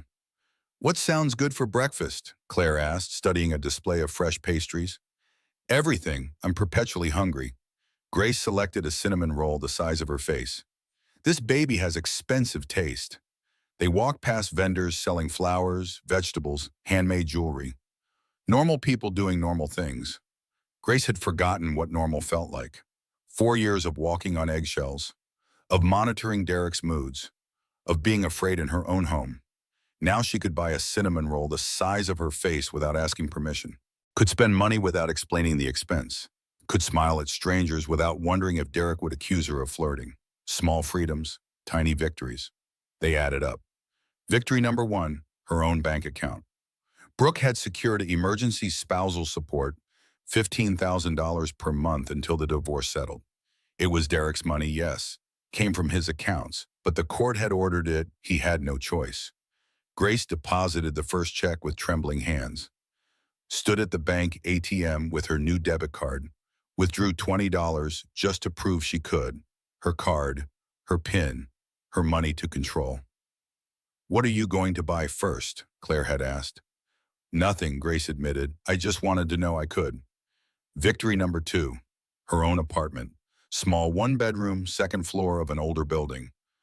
Not fancy, not new, but hers, not Derek's, not her parents'. Hers. She'd toured it with Claire last week. The landlord, a woman in her 60s, had looked at Grace's pregnant belly with concern. You'll be raising a baby alone? Yes.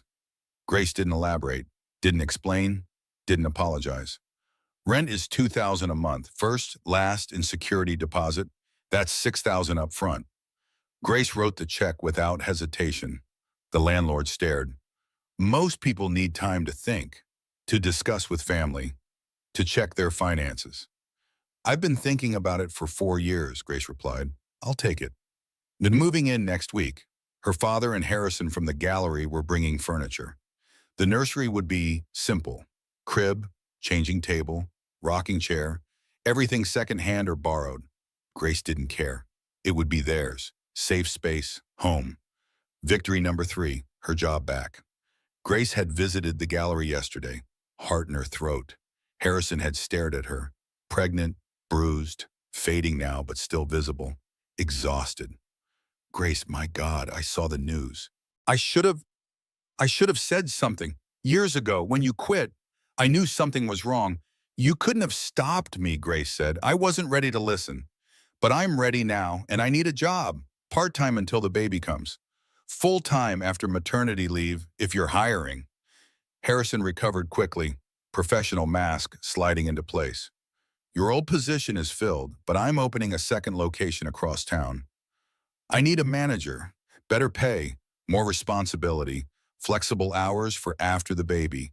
Can you start next week? Grace's throat tightened. You'd hire me? Knowing my situation, the media attention, the scandal? I'm hiring you because of your situation. Harrison's expression softened. Grace, you walked away from this gallery because your husband told you to. You were the best curator I'd ever had. You think I'm going to let Derek Whitmore's tantrums dictate my hiring decisions? You're talented, you're driven, and you're a survivor. That's exactly who I want managing my new location. Grace started crying right there in the gallery. Ugly crying, hormones and relief and gratitude all mixed together. Harrison handed her tissues. You start Monday, 9 to 2, your choice of days. After the baby, we'll figure out what works. And Grace, the answer is yes to whatever accommodations you need. Bring the baby to work if you have to. Take breaks to pump. Leave early for doctor appointments. Whatever you need, we'll make it work. Now walking through the farmer's market, Grace felt pieces of herself clicking back into place. Her name filed the paperwork yesterday to officially change back to Hoffman. Her bank account, growing with spousal support deposits. Her apartment, move-in date set. Her job, starting Monday. Her daughter, kicking constantly, reminding Grace why all of this mattered. I'd forgotten I existed outside of being his wife, Grace said to her mother. I'd erased myself so slowly I didn't notice until I started rebuilding, like disappearing one cell at a time. By the end, I couldn't remember who I was before him. Claire squeezed her hand. You're remembering now. That's what matters. Therapy twice a week with Dr. Monica helped. Grace had been skeptical at first. Talking about feelings seemed indulgent when she had so many practical problems. But Dr. Monica explained it differently. Your nervous system spent 4 years in survival mode, fight, flight, or freeze, constantly. That does physical damage, emotional damage. You can't just flip a switch and return to normal. You have to rewire your brain, teach your body that you're safe now, that you can relax. When does it get better? Grace had asked. When you stop asking that question, Dr. Monica said gently. When you realize you're already better than you were, just differently. Grace carried that thought with her. She wasn't the same woman who'd married Derek. That Grace was gone. Dead maybe. Or maybe just transformed into something else. Something harder. Something that knew the truth about fairy tales. This Grace was a fighter. A survivor. A mother-to-be who'd walk through fire to protect her daughter. This Grace was enough. The decision came 3 days later. Grace sat in Brooke's office, staring at the plea deal contract. Derek's lawyers had sweetened the offer. Lesser charges, minimal jail time for the assault, 6 months county, credit for time served, supervised visitation rights starting after federal release, 50-50 custody split eventually, generous child support, quick, quiet divorce. All she had to do was stay silent, seal the records, disappear. If you take it, Brooke explained, everything stays quiet. Derek serves his federal time for the money laundering. That's not negotiable. The FBI won't deal on that. But the assault case goes away quietly. Divorce settles fast. Custody is mostly yours with supervised visits, all records sealed. Your life goes back to private. And if I don't? Public trial, your testimony on the stand, cross-examination, his lawyers will attack your credibility. They'll bring up every argument you ever had, every time you forgave him. They'll ask why you stayed if it was so bad. They'll imply you're lying for money. The media will cover every moment. It'll be brutal. Grace stared at her signature line, unsigned. What would you do? Brooke leaned back, considered. I'd ask what kind of mother you want to be. Do you want to teach your daughter that silence is safety? That avoiding conflict is smart? That protecting powerful men is the price of peace? She paused. Or do you want to teach her that speaking truth is strength? That some things are worth fighting for, even when the fight is hard? That women don't have to make themselves small to keep men comfortable? Grace thought about Jennifer, 3 years of silence. 3 years of carrying the weight of what Derek had done.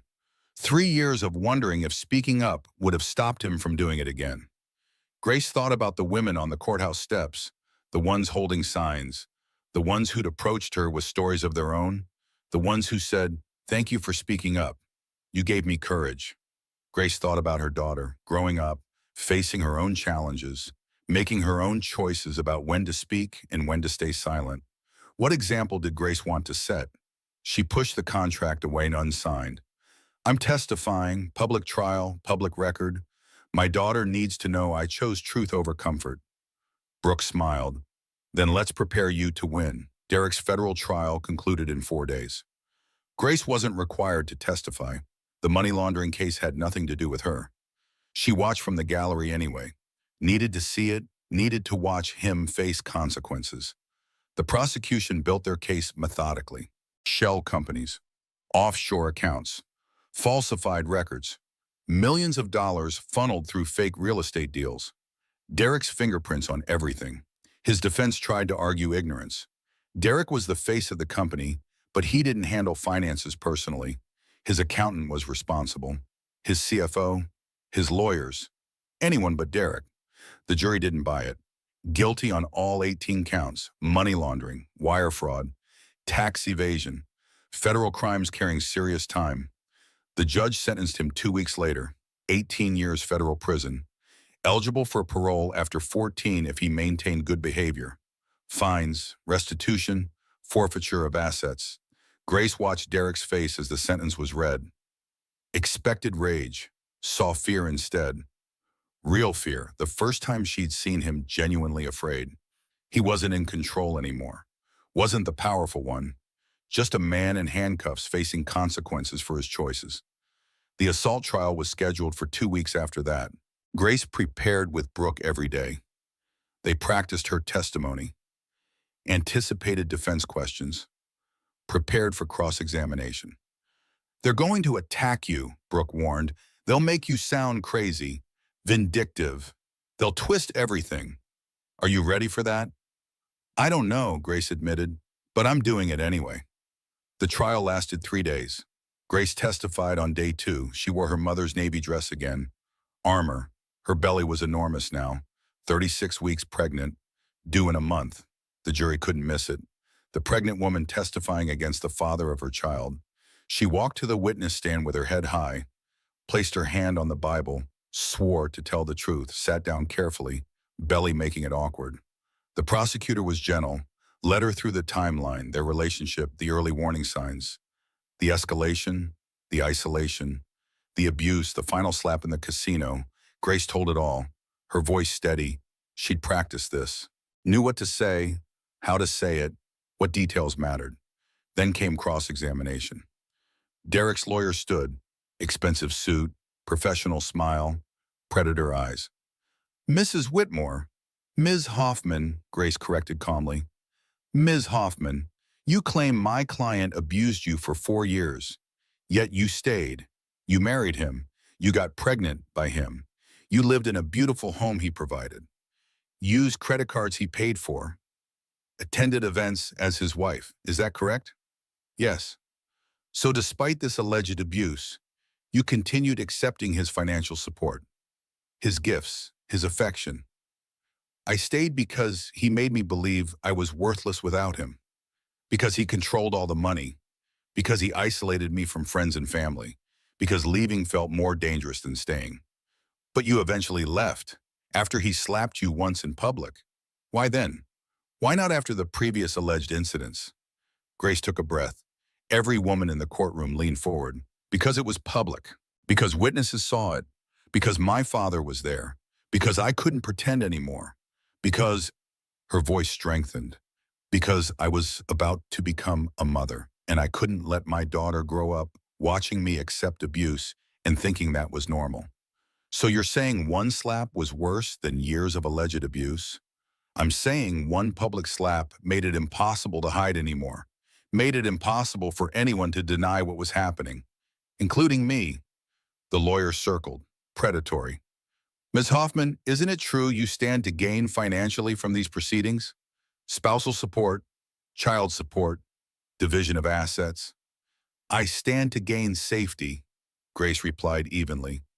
Money is secondary to not being afraid in my own home.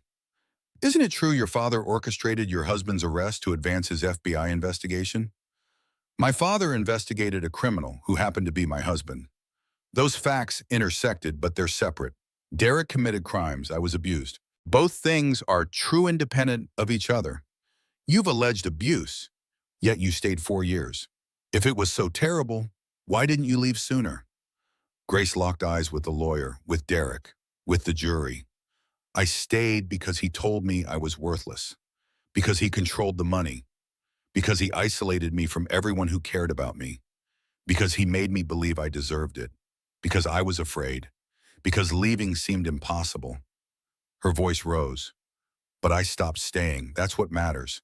I found the strength to leave, to protect my daughter, to save both of us. Why I stayed is less important than why I finally left. The courtroom went silent. The lawyer had no response. No further questions. Brooke stood for redirect. Grace, I have one final question. What do you want people to understand about domestic violence? Grace looked directly at the jury, spoke from her heart. It doesn't start with a slap. It starts with charm, with gifts, with attention that feels like love. Then come small criticisms. Isolation disguised as devotion. Control disguised as protection. By the time the actual violence starts, you're so beaten down emotionally that you can barely recognize yourself. She paused, let the words sink in. The hardest part isn't the abuse itself, it's admitting I knew. Deep down, some part of me always knew something was wrong, but knowing and accepting are different things. It took becoming a mother to accept that I deserve better. That she, Grace touched her belly, deserves better. Several jurors were crying. Grace saw recognition in their faces, people who'd been there, or knew someone who had, or finally understood why victims stay. The jury deliberated for 47 minutes, came back with a verdict. Guilty on all counts. Assault and battery, criminal threats, violation of protective orders. Derek received 5 years state prison to be served consecutively after his federal sentence, meaning he'd serve 18 years federal, then 5 years state, 23 years total. Grace would be 52 years old when Derek was eligible for release. Her daughter would be 23, an adult, safe, far beyond his reach. The restraining order was made permanent. Derek's parental rights were legally restricted. He could petition for supervised visitation after release, but family court would have final say. Given his federal conviction and assault conviction, chances were slim. Grace's daughter would likely never know her father as anything except a cautionary tale. Outside the courthouse, press swarmed. Grace gave one statement, Brooke beside her, Tom and Claire flanking her, Marcus providing security. Grace read from prepared notes.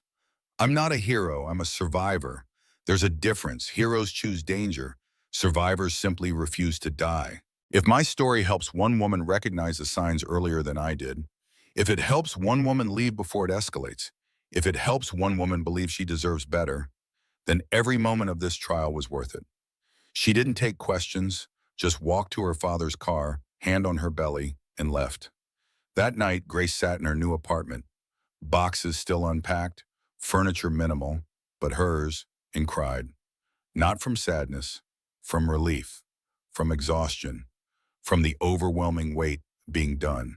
The trials were over. Derek was sentenced. The divorce would finalize in a few months. Custody was secured. Her daughter was safe. They'd won. Grace had survived. 3 weeks later, Grace's water broke at 3 in the morning. She'd been having contractions all evening, but assumed they were Braxton Hicks. The doctor had said she had another week. Babies apparently make their own schedules. Grace called her mother first, then Brooke, then her father. They converged on her apartment within 20 minutes. Tom drove, former Marine, crisis mode activated. Claire sat in back, coaching breathing. Brooke handled the hospital pre-registration from her phone. You're doing great, baby, Claire said calmly. Breathe through the contractions. That's it. In for 4, out for 4. Grace focused on breathing, on not panicking, on the fact that in a few hours she'd meet her daughter, the daughter she'd fought for, protected, survived for. Labor was long, 15 hours of contractions and breathing and pain and exhaustion, but also joy, anticipation, love so fierce it hurt. Her mother stayed the whole time, held her hand, wiped her forehead, murmured encouragement. You're so strong, baby. You're doing so well. She's almost here. Tom paced in the waiting room. Brooke kept him company, working on her laptop, handling legal paperwork, being present. At 6:43 in the evening, Grace's daughter was born. 7 pounds, 3 ounces, 10 fingers, 10 toes. Healthy, perfect, safe. They placed her on Grace's chest. Tiny, warm, crying lustily. Grace looked down at her daughter's face and felt something shift in her chest. Crack open, expand. Love, pure and fierce and terrifying and perfect. What's her name? The nurse asked gently. Grace had debated names for months. Family names. Strong names, pretty names. But holding her daughter, looking into eyes that saw her without judgment, without history, without fear, the answer was obvious. Hope, Grace whispered. Her name is Hope. Hope Elizabeth Hoffman, new life. New beginning. Living proof that surviving terrible things doesn't break you. It just reshapes you into something stronger. Tom cried when he held his granddaughter. Big former Marine, decorated FBI agent, reduced to tears by a 7-pound baby. She's perfect, Gracie. She's absolutely perfect. She's safe, Grace said. That's all that matters. She's safe. The hospital wanted to keep them for 2 days of observation. Grace's blood pressure was still elevated. Hope needed monitoring. Grace didn't mind.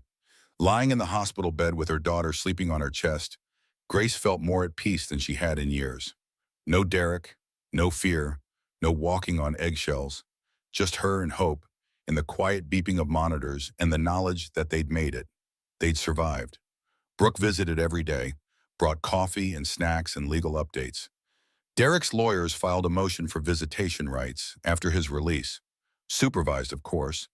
The family court judge hasn't ruled yet, but given everything, the federal conviction, the assault conviction, the protective order, I'd be shocked if she grants it. And if she does, then Hope will be 18 by the time he's released. She can decide for herself if she wants contact. But Grace, realistically, he'll be in prison until she's an adult. She'll never remember him, never know him. He's just a name on a birth certificate. Grace looked down at Hope, sleeping peacefully, unaware of the battle fought before her birth, the father she'd never know, the grandmother who tried to take her away. Good, Grace said simply. That's exactly what I want. 6 months passed. Grace and Hope moved into a rhythm, sleepless nights and constant bottings in dirty diapers and exhaustion. But also firsts. First smile, first laugh. First time Hope tracked Grace's face with her eyes. Grace returned to work part-time, 3 days a week, 4 hours a day. Harrison let her bring Hope to the gallery, set up a playpen in the office, told the staff that babies were welcome. The gallery thrived. Grace's eye for art hadn't dimmed. If anything, it had sharpened. She curated shows that got press coverage, brought in artists who sold out. Within months, Harrison was talking about opening a third location with Grace as regional director. The divorce finalized 5 months after Hope's birth. Grace got the house, sold it immediately, couldn't stand the memories, split the proceeds, divided assets. Derek kept his business. What was left after the federal seizures? Grace got enough to buy her own small house. 2 bedrooms, backyard, good school district, safe neighborhood, her own house, her name on the deed. No one could take it from her. Child support was set at $3,000 per month. Spousal support would continue for 3 years, enough time for Grace to rebuild her career. After that, she'd be financially independent. Diane's custody petition was denied. The family court judge ruled that Diane had enabled her son's abuse, demonstrated hostility toward Grace, and showed no understanding of the dynamics of domestic violence. She was granted supervised visitation rights for 4 hours per month. She never used them. Apparently, seeing Hope meant acknowledging Derek's crimes. Easier to pretend Grace had fabricated everything. Grace didn't care. Hope didn't need a grandmother who blamed victims and protected abusers. Hope had Claire and Tom. She had Brooke, who became Aunt Brooke, showing up with toys and books and babysitting offers. She had Harrison from the gallery, who loved telling Hope stories about her mother's artistic eye. She had Jennifer, Derek's former assistant, who'd become a surprising friend. 2 women bonded by surviving the same man. Hope had a family built on love, not biology. On choice, not obligation. On people who showed up and stayed, not people who demanded loyalty while offering nothing. On a Sunday morning, 6 months after Hope's birth, Grace sat in her new living room, coffee on the table, Hope in her lap, sunlight streaming through windows Grace controlled. Brooke visited with wine for her and juice for Grace, still nursing. They sat on the couch, 2 women who'd been through war together. "Do you regret it?" Brooke asked softly. The trial, the publicity, how hard it was. Grace considered. Honest answer. Parts of it, yes, I wish I'd left sooner. Recognized the signs earlier. Protected myself better. Not gotten pregnant by him. She looked down at Hope. But I don't regret her. And I don't regret testifying. I don't regret fighting back. Good, because you helped more people than you know. Brooke pulled up her phone. The domestic violence nonprofit Jennifer started, they've gotten 1,000 inquiries since your trial. Women asking for help, leaving. Women saying your testimony gave them courage. The shelter capacity in this city has doubled. 3 new laws passed at the state level strengthening protective orders. You started something, Grace. Grace felt tears prick her eyes. I didn't mean to start anything. I just wanted to survive. That's how movements start. One woman saying no more. One woman choosing to speak up instead of staying silent. One woman showing others it's possible. Grace's phone buzzed. Email from Jennifer. The nonprofit wanted Grace's input on programming. Wanted her to speak at events if she was comfortable. Share her story. Help others. Then another email. From a woman Grace didn't know. I left last week. I kept thinking about what you said, that knowing and accepting are different things. I knew for years. Finally accepted I deserved better. Thank you. Then another and another. Women she'd never met. Lives she'd touched without trying. Grace hadn't set out to be anyone's inspiration. Hadn't wanted to be a symbol or a spokesperson. She just wanted to protect her daughter and survive. But somehow in saving herself, she'd given others permission to save themselves. Hope woke crying, hungry. Grace lifted her daughter, settled into the rocking chair her father had built, began to nurse. The apartment was quiet, safe, hers. Grace looked down at Hope's face. Perfect, innocent, unaware the battle fought for her before she could understand. I want to tell you something, Grace whispered. Your father was not a good man. I won't lie to you about that. When you're old enough to ask, I'll tell you the truth. All of it. You deserve the truth. She paused, gathered words. But here's another truth. You saved me. Before you were born, you gave me a reason to fight. A reason to believe I deserved better. Everyone says I saved you from him. And I did. But you saved me from myself. From the woman I'd become. The one who'd forgotten her own worth.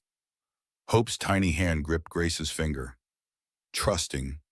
Dependent. Perfect. You'll grow up knowing your worth isn't negotiable. That love doesn't come with conditions or fear or control. That you never have to earn safety by being perfect. That speaking up is brave, even when your voice shakes. That leaving something that hurts you is strength, not failure. Outside, dawn broke. Light spilled through windows. Warm and golden and safe. Grace rocked her daughter and watched the sunrise. The first day of the rest of their lives, not a fairy tale ending. Better. A real one. Grace wasn't a princess rescued by a prince. She was a woman who'd rescued herself, who'd walked through fire to protect her child, who'd survived something terrible and come out stronger. She wasn't broken. She was forged. And Hope would grow up watching her mother be brave, be honest, be real, would learn that survival itself is heroism, that speaking truth is power, that women don't need saving, they need support, resources, and people who believe them. Hope would grow up different, better, safe, and that was everything. Grace kissed her daughter's forehead. Welcome to our new life, baby girl. It's going to be good, I promise. Hope yawned, stretched, settled back to sleep, safe, loved, free. And Grace finally believed she was too. Grace's story didn't end that day in the courthouse. It was just the beginning of a new chapter, one where she got to write her own ending. If Grace's journey touched your heart, hit that like button. It helps more people find stories like this, stories that matter, stories that show us we're not alone in our struggles. Drop a comment below telling me what resonated with you most. Was it Grace's courage? Her father's protection? The unexpected ally, Jennifer? I read every single comment, and your thoughts mean everything. Share this video with someone who needs to hear it, someone who might be going through their own battle, someone who needs a reminder that leaving is possible, that speaking up is brave, and that they deserve better. And if you want more stories of courage, survival, and justice, hit that subscribe button and turn on notifications. Because every week, I bring you real stories about real people who refuse to stay silent. Remember, you're stronger than you think, braver than you know, and you're never, ever alone. I'll see you in the next story. Stay strong out there.